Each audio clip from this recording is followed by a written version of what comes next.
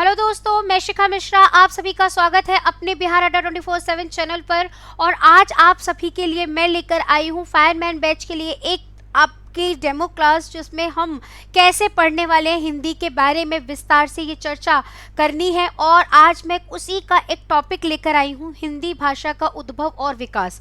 कैसे हुआ हिंदी भाषा का उद्भव और उसका विकास क्रम क्या रहा, कहाँ से आया यह नाम और इसका नामकरण किसके द्वारा हुआ। ये सारी चर्चाएं आज हम इस विषय पर आज इस सेशन में करने वाले हैं।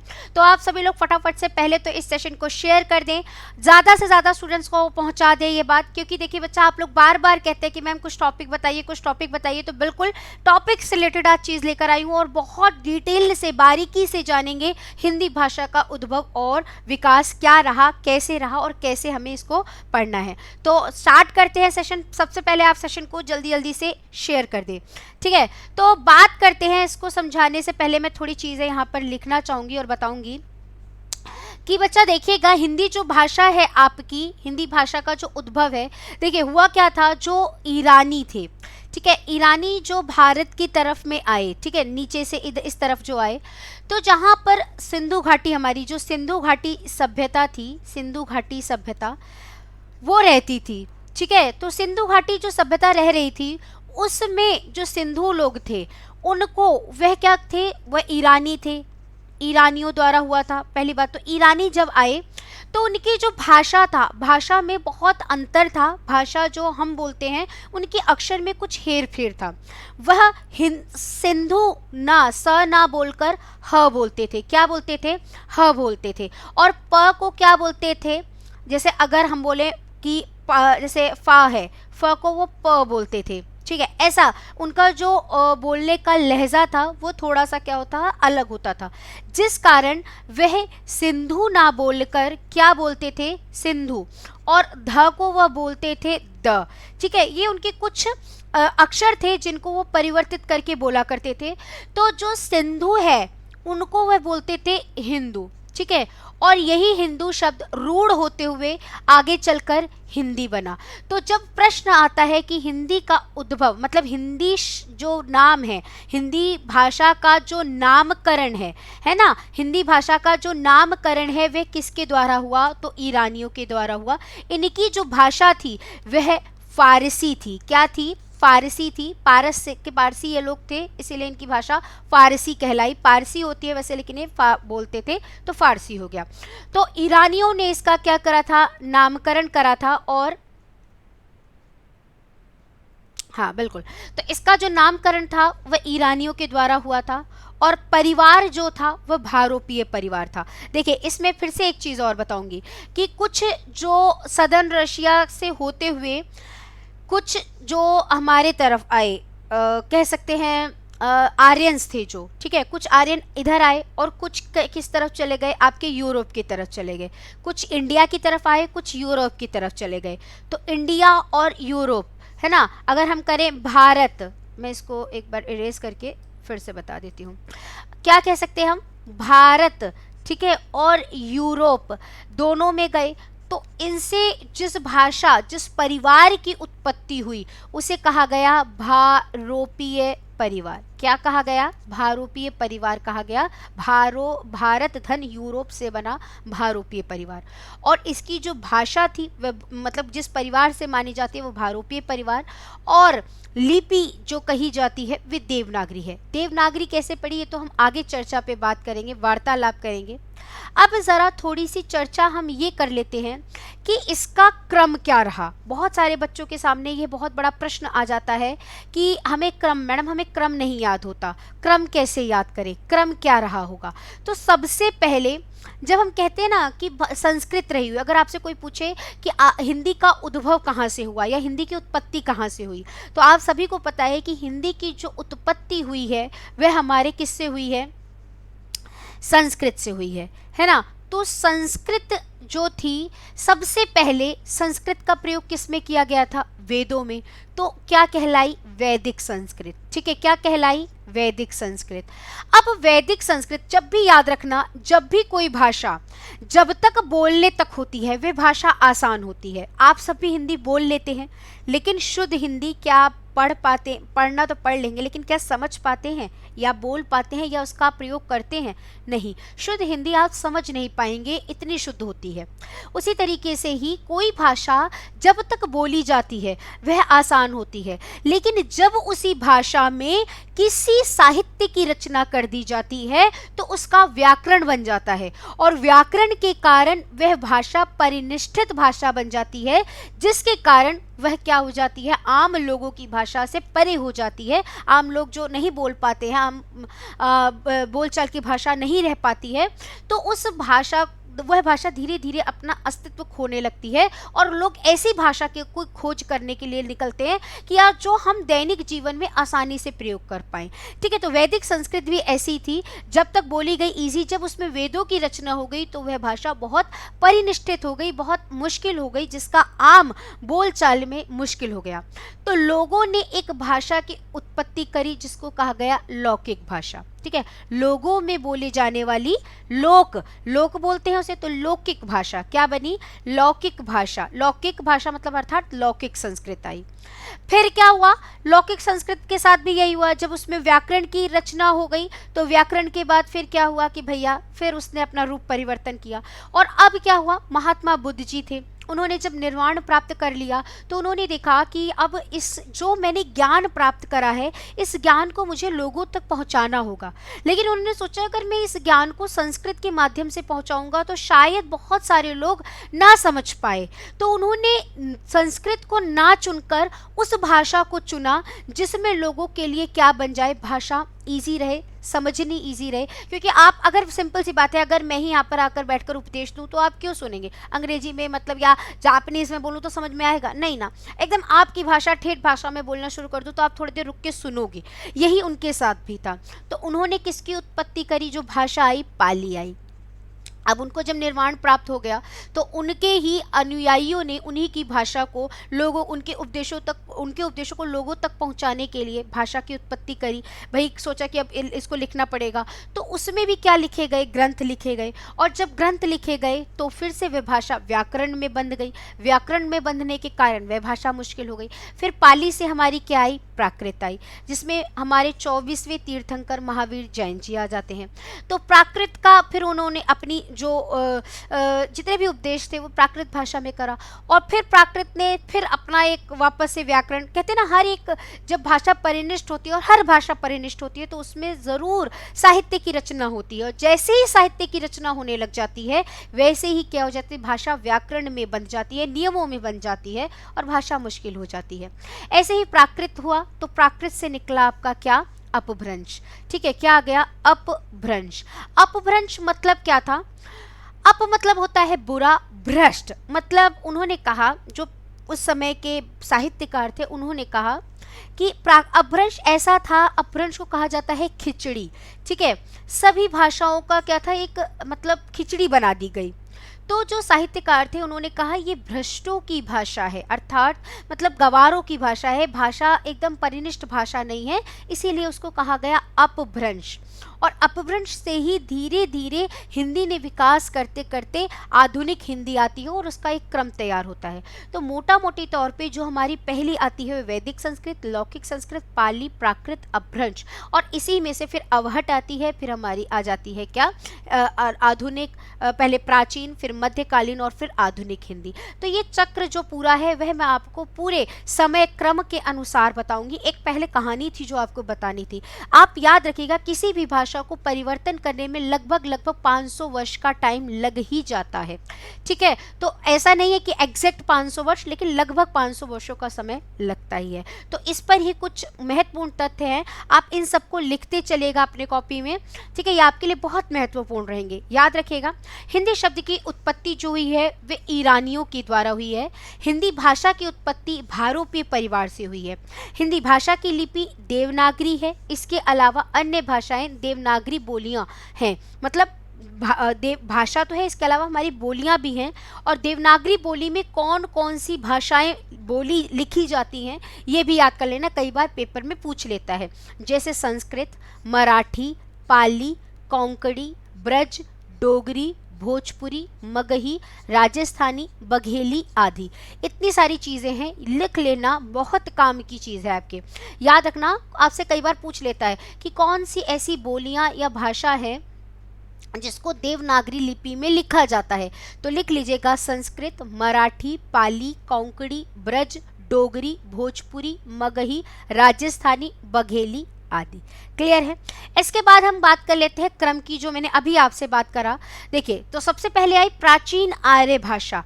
प्राचीन आर्य भाषा जिसको दो भागों में बांटा गया, अभी हमने इस पे चर्चा करी। एक आया वैदिक संस्कृत और दूसरा आया लौकिक संस्कृत। वैदिक संस्कृत का जो काल माना जाता है वह 1500 ईसा पूर्व से लेकर 1000 ईसा पूर्व। मैंने आप सभी से कहा था कि 500 वर्ष तक का टाइम लगता है ना। एक भाषा को समय जो परिवर्तन बदलने में जो लगता है वह पूरे 500 लगभग 500 वर्षों का टाइम लगता है। तो 1500 से 1000 ईसा पूर्व तक का वैदिक संस्कृत का काल था। उसके बाद लौकिक संस्कृत का 1000 ईसा पूर्व से 500 ईसा पूर्व तक। तो आपको डेट्स याद करने भी मुश्किल नहीं होंगी, एक बार याद कर लो 1500 ईसा पूर्व, इससे याद करो तो एक सीक्वेंस बनता जाएगा। 1500 ईसा पूर्व से 1000 ईसा पूर्व तक, 1000 ईसा पूर्व से 500 ईसा पूर्व तक लौकिक संस्कृत रही। ठीक है। इसके बाद आ जाता है फिर हमारा मध्यकालीन आर्य भाषा। मध्यकालीन आर्य भाषा जो आती है उसको 3 भागों में विभाजित किया गया, पाली, प्राकृत और अपभ्रंश। जो पाली का टाइम है वे 500 ईसा पूर्व से 1 ईसवी तक था। ठीक है, याद रखेंगे, 500 ईसा पूर्व से लेकर 1 ईसवी तक था। फिर प्राकृत का 1 ईसवी से 500 ईसवी तक था। और अपभ्रंश का कब रहा, 500 ईसवी से लेकर 1000 ईसवी तक। ये मध्यकालीन आर्य भाषा कहलाई। ठीक है, अपभ्रंश तक हम पहुंच गए। और अब आ जाती है हमारी आधुनिक आर्य भाषा, जिसके अंतर्गत हम प्राचीन हिंदी, मध्यकालीन और आधुनिक हिंदी को रखते हैं। ठीक है, तो एक ये सीक्वेंस रहता है। इसी सीक्वेंस में कई बार क्रमबद्धता के अनुसार पूछ लेता है, तो आप बिल्कुल ऐसे याद रखेंगे। लौकिक पहले वैदिक संस्कृत, फिर लौकिक संस्कृत, फिर पाली, प्राकृत, अपभ्रंश, फिर प्राचीन हिंदी, मध्यकालीन हिंदी और आधुनिक हिंदी। ये पूरा एक क्रम रहेगा, इसी क्रम के अनुसार आपको बताना होगा। जी बिल्कुल, बात समझ में आ गई आप सभी को। देखिए, प्राचीन हिंदी का टाइम कब से कब तक का माना जाता है, और टाइम्स बिल्कुल याद कर लीजिएगा। पुरानी जो याद करने हैं, अभी जो अपभ्रंश तक का टाइम था, देखो उसमें 500 वर्ष तक का टाइम लगा है, तो उसको याद करना बहुत मुश्किल नहीं है। 1500 ईसा पूर्व से याद करो और 500 का अंतराल पे कर लोगे। यहाँ पर थोड़ा सा आधुनिक जो आर्य भाषा है उसमें थोड़ा टाइम चेंज हो जाता है। देखो, 1000 ईसवी से लेकर 1400 ईसवी तक को प्राचीन हिंदी के अंतर्गत रखा गया। मध्यकाल हिंदी में 1400 ईसवी से लेकर 1850 ईसवी तक का माना गया। और आधुनिक हिंदी 1850 ईसवी से लेकर अब तक का माना जाता है। और इसी ही में एक और आया था अवहट। ठीक है, कुछ 1900 के समय में कुछ साल तक के लिए रहा था, तो उसको भी एक सीक्वेंस में रख लिया जाता है अवहट। ठीक है, तो वह भी रहा। और इसके बाद 19वीं जब हमारी सदी आई, 1900 के बाद आया, तो वह भारतेंदु काल के नाम से प्रसिद्धि पाई और उसको उस काल के नाम से भी जाना जाता है। तो यहाँ तक आप लोगों ने बिल्कुल सीक्वेंस जाना, क्रमबद्धता जानी, और क्या टाइम रहा है हिंदी का, क्या क्रम रहा है, ये बिल्कुल अच्छे से जाना। तो क्लियर हो रहा है? अगर क्लियर हो तो बिल्कुल आप कमेंट बॉक्स में बिल्कुल बताएंगे कि जी हाँ मैम, बिल्कुल हमें बहुत अच्छे से समझ में आ रही है चीज़। और ना समझ में आए तो भी कमेंट में लिखिएगा, मैं पूरे डिटेल के साथ और जो चीज़ ना समझ में आए उसको और अच्छे से बता दूंगी। ठीक है, आगे बढ़ते हैं। इसके बाद बोली की बात करते हैं। सबसे पहले शुरुआत, हम भाषा नहीं कहते हैं, देखो वर्णमाला में मैंने आपको बताया ध्वनि होती है। अब ये ध्वनि हम व्याकरण के अनुसार समझ रहे हैं, पर भाषा से सबसे पहले क्या आती है, बोली आती है ना। सबसे पहले सबसे छोटी चीज़ क्या निकल कर आती है, बोली। किसी छोटे अथवा सीमित क्षेत्र में बोले जाने वाली आम भाषा बोली कहलाती है। बोली में कोई साहित्य रचना नहीं होती, कभी भी याद रखना। लेकिन इसमें एक अपवाद भी देखने को मिला, लेकिन अपवाद भी नहीं कह सकते हम एक तरीके से, क्योंकि जब भी कोई बोली जब अपना स्तर उठाती है, तो वह उपबोली थोड़ा सा बन जाती है। और दूसरा, जब उसका स्तर बढ़ता है तो वह थोड़ी परिनिष्ठित हो जाती है, अच्छी हिंदी बन जाती है, अच्छी बोली बन जाती है, और उसमें फिर क्या करा दिया जाता है, साहित्य की रचना। क्योंकि देखो अवधि क्या है, आपकी बोली है, लेकिन इसमें रामचरितमानस की रचना की गई है, रामचरितमानस की रचना की गई है। तो ऐसा नहीं है, अपवाद में भी रख सकते हैं, लेकिन अवधि ने अपने आप को, अपना स्तर अच्छा किया था, अपनी भाषा को के अंदर नए नए शब्दों को खोज की थी। तो ये भाषा, ये जो बोली थी, इसलिए भी अपवाद के कारण हम इसको कहते हैं कि नहीं, सिर्फ ऐसा नहीं कहा जा सकता कि बोली में साहित्य की रचना अधिकतर नहीं होती है, लेकिन कुछ हद तक होती ही है। ठीक है, तो मान लें बोली कैसे होती है, जैसे मारवाड़ी, अवधी, बुंदेली, बघेली, भोजपुरी आदि। अच्छा, बोली की विशेषताएं क्या क्या होती हैं? बोलियां भाषा की एक क्षेत्रीय रूप तक होती है। जो बोली होती है वो भाषा के एक क्षेत्र तक सीमित होता है। आप बोलते हैं ना, कोस कोस पर बदले वाणी, तीन कोस पर वाणी, है ना। तो आप पानी का भी जब टेस्ट बदल जाता है तो वाणी तो बिल्कुल भाई थोड़ा सा ही दूर पहुँचे, भाषा एक ही होगी। जैसे हम यूपी बिहार वाले जानते हैं कि हम अगर कहीं बाहर हों, जैसे अगर हम इंडिया के बाहर हो तो इंडिया का कोई भी मिल जाए, भैया ऐसा लगता है क्या हो गया। अगर जैसे हम ही मान लो यूपी के हैं या बिहार के हैं और रह रहे हो बाहर, दिल्ली रह रहे हो, अहमदाबाद रह रहे हो, जापान सॉरी भाई बाहर हो गए हो तो पंजाब हो गए, अगर इन जगह पे रह रहे हैं और कोई ये बोल देता है मैं बिहार से हूँ, मैं यूपी से हूँ, तो ये नहीं देखा जाता कि उसकी बोली क्या है, बिल्कुल लगता है अपना है, लगता है ना ऐसा। तो ऐसे ही क्या होता है कि बोली एक क्षेत्र में जब उसका क्षेत्र बदलता है तो उसकी बोली भी जो होती है वो बदल जाती है, शब्द का थोड़ा सा हेर फेर आ जाता है। ठीक है, तो बोली में सामान्यतः साहित्य रचना नहीं होती, एक तो ये इसकी विशेषता है। बोली स्वतंत्र होती है, अर्थात बोलियों का व्याकरण की आवश्यकता नहीं होती। मतलब बोली स्वतंत्र है, उसको आप कैसे भी इस्तेमाल करो, उसे किसी व्याकरण की आवश्यकता नहीं पड़ती। हम जो अपने घर पे अपनी मातृभाषा बोलते हैं, क्या उसको किसी व्याकरण की आवश्यकता है? नहीं ना। अब जैसे फॉर एग्जाम्पल एक जैसे हम अपने मैं अवधि बोली को जानती हूँ, अवधि बोलती हूँ हमारे में, तो एक रच के बोलते मतलब कम, है ना, ऐसे बोला जाता है, तो एक नया शब्द है, लेकिन इसको सिर्फ हमारे आसपास के लोग जान पाएंगे। आप और जो दूसरा वाला हो सकता है उसका अर्थ कुछ और ले। तो कहा जाता है कि इसका कोई व्याकरण नहीं होता, इसके क्या होते हैं, अपने अपने अर्थ होते हैं, इसीलिए तो इनका कोई व्याकरण नहीं बनाया जा सकता, अपने सहूलियत के अनुसार उस बोली को प्रयोग में लाया जाता है। ठीक है, आ गई बात समझ में। तो ये बोली थी और ये बोली की विशेषता थी। याद रखना, कई बार छोटी छोटी परिभाषाओं में पूछ लेता है, और इस पर मैंने कल ही शायद कोई एक प्रश्न पूछा था कि बोली कौन सी होती है ना, ऐसे दे दे किसी छोटे अथवा सीमित क्षेत्र में बोली जाने वाली भाषा क्या कहलाती है, बोली, भाषा, उपभाषा, विभाषा, ऐसे मैंने क्वेश्चन दिया था, तो आप लोगों ने आंसर भी दिया था बोली, है ना। तो ऐसे ही प्रश्न पेपर में पूछ लेता है। ठीक है, आगे जरा देखते हैं उपभाषा क्या होता है। जब बोली में साहित्य की रचना होने लगती है और क्षेत्र का विकास होने लगता है, तब वह बोली ना रहकर उपभाषा बन जाती है। अभी रिसेंट में मैंने अभी आपको ये चीज़ बताई ना कि जब कोई बोली अपना विकास कर लेती है, थोड़ा अच्छी भाषा का प्रयोग करने लग जाती है, तो वह बोली ना रहकर उपभाषा बन जाती है।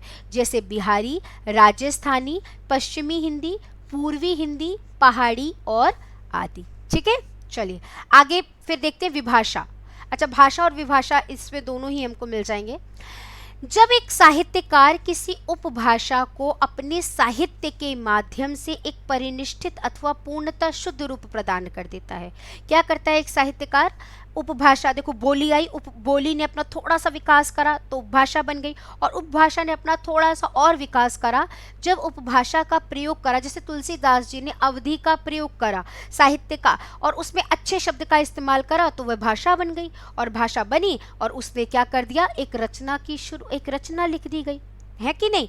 तो ऐसे ही क्या होगा, खड़ी बोली भी आती है ना। तो उस भाषा को भाषा का रूप दे दिया जाता है, जैसे खड़ी बोली। और खड़ी बोली भारत की क्या है भैया, जैसे कहा नहीं जाता है देवनागरी लिपि को मान्यता है, ऐसे ही खड़ी बोली को भी मान्यता दी गई है। ठीक है, क्लियर है। अभी हम इनके क्षेत्र भी जानेंगे, बोलियों के क्षेत्र कौन कौन से हैं और कहाँ से किस बोली की उत्पत्ति हुई है, ये सारी चीज़ें अभी हम देखेंगे। किसी भाषा के अंतर्गत कई उपभाषाएं एवं उपभाषा के अंदर कई बोलियां होती हैं। सिंपल, भाषा है तो भाषा के अंदर उपभाषा होगी, उपभाषा के अंदर बोली होगी। हमने सीक्वेंस भी ऐसे याद करा कि बोली ने अपना विकास किया तो उपभाषा बना, उपभाषा ने विकास किया तो भाषा बना। तो भाषा के अंतर्गत उपभाषा आएगी और उपभाषा के अंदर क्या आ जाएगी, बोली आ जाएगी। आ गई बात समझ, क्लियर है? आगे बढ़ा जाए, चलिए देखिए, बिल्कुल सीक्वेंस हमने करा, बोलियां हैं, या आप ऐसे कर लो भाषा, उससे छोटा उपभाषा और उपभाषा से छोटा बोलियां। ऐसे कर लो बोली, बोली से बड़ा उपभाषा, उपभाषा से बड़ा भाषा। ऐसे भी आप याद कर सकते हो। तो यहाँ तक चीज़ें आपको बहुत अच्छे से क्लियर हो रही होंगी, ठीक है। नेक्स्ट, विभाषा। भाषा का ही एक रूप होता है विभाषा। इसका क्षेत्र बोली की तुलना में अधिक विकसित होता है। विभाषा किसी प्रांत या उपप्रांत में प्रचलित होती है, जैसे हिंदी की विभाषा, ब्रजभाषा, खड़ी बोली, मैथिली, अवधी, भोजपुरी आदि। अतः यह कहा जा सकता है कि बोली का विकास विभाषा में तथा विभाषा का विकास भाषा में होता है। जैसे विभाषा को आप एक तरह से उपभाषा भी कह सकते हो। क्या कह सकते हो? उपभाषा का ही समानांतर शब्द कह सकते हो कि अपनी बोली विकास करती है तो उपभाषा या विभाषा में ही बदलती है, और विभाषा का जब विकास होता है तो भाषा बन जाती है। सिंपल सी चीज, ठीक। चलिए आगे अब हम ये बोलियां देख लेते हैं एक छोटे छोटे तौर पर, फिर इसको डिटेल में हम क्या है आगे जानेंगे। तो जरा देखो, उपभाषा जो आ जाती है वह हमारी होती है पूर्वी हिंदी, ठीक है। पूर्वी हिंदी, इसको थोड़ा सा मैं चेंज कर लेती हूँ, ठीक है। हमारी आती है पूर्वी हिंदी। उसके बाद पूर्वी हिंदी उपभाषा है, उसकी बोलियां हैं और क्षेत्र हैं। अवधी, बघेली, छत्तीसगढ़ी उत्तर प्रदेश, मध्य प्रदेश, छत्तीसगढ़ में बोली जाती है। जो पश्चिमी हिंदी है वह कहाँ बोली जाती है? कौरवी। अभी इसको थोड़ा सा रखने दें, इसको हम बाद में देखेंगे। कौरवी, हरियाणवी, दक्कनी, ब्रजभाषा, बुंदेली, कन्नौजी, कहाँ पे? हरियाणा और उत्तर प्रदेश।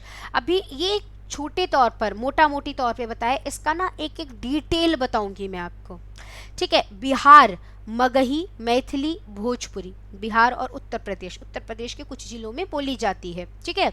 राजस्थानी हिंदी हो गई, मारवाड़ी, जयपुरी, मेवाती, मालवी, राजस्थान में बोली जाती है। ऐसे ही आ जाता है पहाड़ी हिंदी कुमाऊनी, गढ़वाली, हिमाचली, ये कहाँ बोली जाती है? उत्तराखंड, हिमाचल प्रदेश में बोली जाती है, ठीक है। तो यहाँ तक ये चीज़ें आपको क्लियर होंगी। अब इसके ऊपर हम जान लेते हैं। ये बहुत अच्छे से जानना बहुत ज़रूरी है। याद रखेंगे कि जैसे लिखा है शोरसेनी हिंदी, याद रखना शोरसेनी, मागधी, अर्धमागधी, खस और ब्राह्मण, 5 आपकी क्या है उपभाषाएं हैं जिसमें बोलियों का आगे विकास हुआ। तो शोरसेनी हिंदी से किसका किसका हुआ? पश्चिमी हिंदी और राजस्थानी हिंदी का हुआ। मागधी से बिहारी हिंदी का होता है, अर्धमागधी से पूर्वी हिंदी का होता है, और खस से पहाड़ी हिंदी।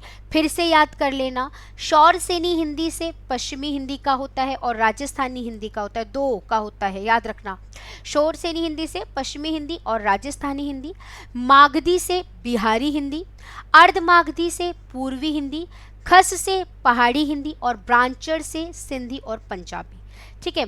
14 सितंबर 1949 को हिंदी भाषा को राजभाषा का दर्जा दिया गया। इसको आप नोट कर ले, मोस्ट इम्पॉर्टेंट चीज़। हालांकि इस पीडीएफ में आपको सारी इम्पॉर्टेंट ही चीज़ें मिलेंगी, इन सब पर, लगभग इन सब पर फायरमैन पर प्रश्न पूछता ही पूछता है, तो आपको पढ़ना ही पढ़ना है, भागना नहीं है इससे, ठीक है। ये सारे प्रश्न आपके लिए बहुत इंपॉर्टेंट बन जाते हैं। इसको मैंने शॉर्ट समरी में करके ही इस पीडीएफ को, इस क्लास को आपके लिए तैयार किया है, ठीक है। चलिए आगे देख लेते हैं थोड़ा सा, राष्ट्रभाषा क्या होती है और राजभाषा क्या होती है। जरा देखें, जब क्या होता है पूरे राज्य में क्या कर दिया जाता है, कहने का अर्थ, हम राष्ट्र की बात करें, अगर हम अपने भारत की बात करें तो अपने भारत की कोई राष्ट्रभाषा नहीं है, अपने भारत की कोई राष्ट्रभाषा अभी तक नहीं बनाई गई है। केवल और केवल अभी तक हमारे पूरे जो हमारे राष्ट्र की भाषा ना होकर केवल ऑफिशियल लैंग्वेज है, राजकाज की भाषा है। तो बच्चा कंफ्यूज हो जाता है, राजभाषा मतलब समझ लेता है राष्ट्रभाषा। नहीं, राजभाषा और राष्ट्रभाषा 2 अलग चीज़ें हैं। राष्ट्रभाषा मतलब होती है जन जन की भाषा। क्या हो जाती है? जन जन की भाषा, ठीक है। और राजभाषा मतलब होती है, राजभाषा मतलब होता है क्या, ऑफिशियल लैंग्वेज। ऑफिशियल लैंग्वेज अर्थात राजकाज की भाषा, शासन की भाषा, जिसमें क्या किया जाए, शासन किया जा सकता हो, उसकी भाषा है। जैसे हुआ क्या था, जब भारत आज़ाद हो रहा था उससे पहले ही महात्मा गांधी और अंबेडकर जी, सभी सभी लोग हिंदी पर बहुत जोर दे रहे थे, हिंदी के प्रचार प्रसार पर भी लग गए थे। और सभी लोगों का मानना था कि हिंदी को ही क्या किया जाएगा, राष्ट्रभाषा के रूप में निरूपित किया जाएगा, उसी को ही चुना जाएगा। जब भारत आज़ाद हुआ तो हमने ये पाया कि जो भारत का शासन काल था, जितना भी राजकाज के जो लिखित काम चलता था वह इंग्लिश भाषा में चल रही थी, अंग्रेजी भाषा चल रही थी। तो अचानक से जब हमारा अपना संविधान लागू हुआ तो ये कहा गया कि अगर हम अचानक से हिंदी भाषा को ले आएंगे तो हमें बहुत सारे तकनीकी और कानूनी शब्द चाहिए होंगे, बहुत सारे डिक्शनरी शब्द का इजाद करना पड़ेगा, जो कि इतनी जल्दी अभी नहीं हो पाएगा। शासन करने के लिए हमें लैंग्वेज चाहिए ही चाहिए होगा, लिखने के लिए लिखा पढ़ी, और आपको पता है राजकाज भाषा में ऑफिशियल जितना भी होता है लिखा पढ़ी कितना होता है। और हमारे जितने भी सुप्रीम कोर्ट है, हाई कोर्ट है, इन सब में भी चाहिए भाई भाषा। तो ऐसे हम तुरंत हिंदी को तो ला नहीं सकते थे, क्योंकि हर क्षेत्र में एक भाषा चाहिए। तकनीकी क्षेत्र हो आपका, चिकित्सा का क्षेत्र हो आपका, क्या कहते हैं कोर्ट का क्षेत्र हो आपका, जितने भी क्षेत्र आ जाते हैं, जितने भी सरकारी दफ्तर आ जाते हैं, बैंक का है, तो सबके लिए नए शब्द होंगे। और अचानक से नए शब्दों को बना देना बहुत मुश्किल था। ऐसे जल्दी से तो बन नहीं जाएंगे कि हमने डिक्शनरियाँ बना बना के रखी और चलो आज से लागू कर दो इन शब्दों को, नहीं किया जा सकता था। तो ये कहा गया कि 1965 तक हिंदी क्या होगी, हिंदी इंग्लिश क्या होगी, सिर्फ क्या करेगी, हिंदी के साथ पैरेलल में चलेगी, हिंदी के साथ समानांतर उसको चलाया जाएगा, ताकि हिंदी के नए शब्द इजाद भी होते रहें और हिंदी भी बढ़ती जाए, और इंग्लिश से काज जो शासन काल जो चल रहा है वो सही से सुचारू रूप से चलता रहे। और जब 15 साल जैसे ही आगे हो जाएंगे, मतलब कुछ टाइम बीत जाएगा, जैसे ही हिंदी थोड़ा सा लोगों को यूज टू हो जाएगी, राजकाज की भाषा के लिए एक इस्तेमाल की भाषा बन जाएगी, तो इंग्लिश को हटा दिया जाएगा और हिंदी ही भाषा रहेगी। लेकिन जैसे ही हमारा आरक्षण सिस्टम था, जो ना केवल पंचवर्षीय योजना के लिए लगाया गया था, ताकि जो पिछड़ी जाति के लोग हों उनको आगे बढ़ने का और समान अधिकार की भावना लोगों में लाई जा सके, इसलिए लाया गया था। और फिर नेताओं ने अपने प्रयोग के लिए, अपने फायदे के लिए उसे आगे कंटिन्यू करते रहे, और आज वह क्या बन गई, एक जन्मसिद्ध अधिकार मान लिया गया। उसी तरीके से हिंदी का भी रूप था, इंग्लिश का भी था। इंग्लिश हट जानी थी, लेकिन आज उसे फिर क्या कर दिया गया, उस दिन को ना कहा जाता है, हिंदी के लिए काला दिन कहा जाता है, क्योंकि कहा गया इंग्लिश क्या रहेगी, सपोर्टिव लैंग्वेज रह जाएगी राजकाज की। तो इसलिए आप लोग देखते होंगे जो आपकी ऑफिशियल लैंग्वेज है, और अब तो हम ये कहेंगे, सुप्रीम कोर्ट और हाई कोर्ट में चले जाओ, हाँ सुप्रीम कोर्ट खास करके, वहाँ पर इंग्लिश में ही पूरी कार्यवाही होती है बहुत अधिकतर। तो जहाँ तक हिंदी जो है वह अपना पूरा अस्तित्व, जो कि कहा गया था कि हिंदी अपना अस्तित्व रखेगी, लेकिन वो धीरे धीरे कहीं ना कहीं खोज से गई है, ठीक है। तो राजकाज की भाषा के लिए हिंदी को नियुक्त किया गया था, और साथ ही साथ इंग्लिश को भी। राष्ट्रभाषा होती है जो जन जन की भाषा होती है। राष्ट्रभाषा पर हमारे कुछ स्टेट जो राज्य के लोग हैं उनकी सम्मति नहीं रही थी, जैसे साउथ के लोग हो गए, उनका ये कहना, साउथ और भी लोग, उनका ये कहना था कि यदि हिंदी जो है वह पूर्वी लोगों की भाषा है, ठीक है, पूर्वी लोगों की, पूर्वी भारत, उत्तर भारत की भाषा है, तो उसको बोलना चाहिए। और यदि हम अगर इस भाषा को, हिंदी को राष्ट्रभाषा नियुक्त कर देते हैं, तो क्षेत्रीय भाषाएं अपना स्तर, अपना अस्तित्व खो देंगी, जो कि किसी भी भाषा के लिए अच्छा नहीं है। इसलिए हिंदी को राष्ट्रभाषा के रूप में आज तक सम्मति नहीं मिल पाई है। और बाकी रह गई राजभाषा, तो वह बिल्कुल कब से है वह हमने अभी पढ़ लिया, ठीक है। तो ये रहा इसका पूरी जानकारी। तो आज हम यहीं तक इस सेशन को रखेंगे।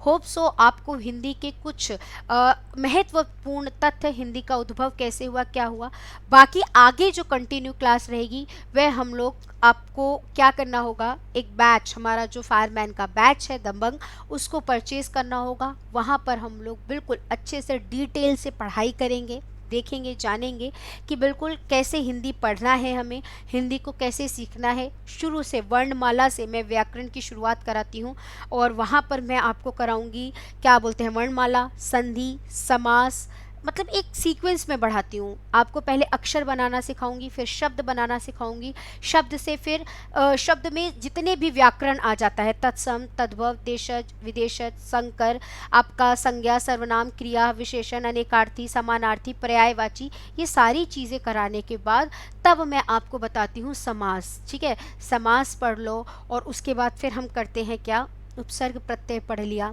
उसके बाद हम आगे बढ़ते हैं वाक्य की तरफ, वाक्य से फिर हम पदबंध की तरफ जाते हैं और ये सारी चीज़ें करने के बाद फिर मैं अलंकार की तरफ बढ़ती हूँ ताकि हम पद्य भाग तैयार कर पाए। तो उसके सबसे लास्ट में तब मैं ये टॉपिक कराती हूँ हिंदी का उद्भव और विकास, क्योंकि हमें पहले भाषा आनी तो चाहिए, क्या है उसका व्याकरण यह तो जाने, फिर हम भाषा के बारे में जानते हैं। तो एक भाषा की झलक दिखाने के लिए ये टॉपिक मैंने आपको कराया। तो ऐसे ही पूरे नोट्स के साथ, पूरी शॉर्ट नोट्स होते हैं ना, आपको पूरे नोट्स मिलेंगे, आपको एक पूरी तैयारी जो होगी आपकी बहुत अच्छे से कराई जाएगी। तो आपको कुछ नहीं करना है, ये बैच लेना है और उस बैच के लिए आपको कुछ नहीं, एक कोड लगाना है Y387। इस कोड को लगाएं और इस कोड को लगाकर जल्द जल्द से इस बैच को परचेज करें। 11 तारीख से ये बैच शुरू होने को है, तो अभी भी आपके पास समय है, जल्दी जल्दी से इस बैच को परचेज करें। तो मिलते हैं कल, ठीक है, तब तक के लिए पढ़ते रहें, मस्त रहें, खुश रहें और अपने माता पिता का नाम रोशन करें। धन्यवाद सभी का।